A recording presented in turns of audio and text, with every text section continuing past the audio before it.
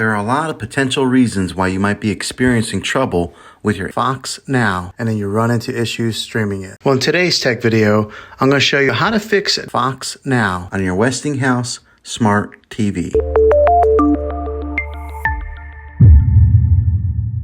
Let's see if we can fix your problems and get your Fox Now back up and running as quickly as possible. The first one, it's the easiest one to try, and that's to unplug your TV from the wall outlet and wait 60 seconds. Now don't be impatient here, wait the whole 60 seconds, then plug it back in. This is very different from turning your TV on and off with your remote control. This is what we call a hard reset of your TV, so make sure you do this method. If that doesn't work, then find your router that is giving you Wi-Fi and unplug the power to that for 60 seconds. Then plug it back in. If it fixes it, great. If not, let's go ahead and move on to the next method. Try deleting Fox Now. Go to wherever the apps are located on your system and remove the app altogether. Then reinstall Fox Now again. After you reinstall it, you might have to log back in with all of your credentials, but hopefully this will work. And if that doesn't work, then I recommend buying an affordable Roku stick, Fire Stick, or Apple TV 4K.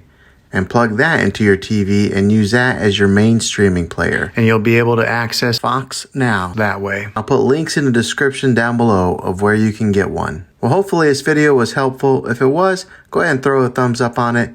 Go ahead and subscribe to my channel. I make tech videos all the time, and I would love to have you back in the next one. Take care.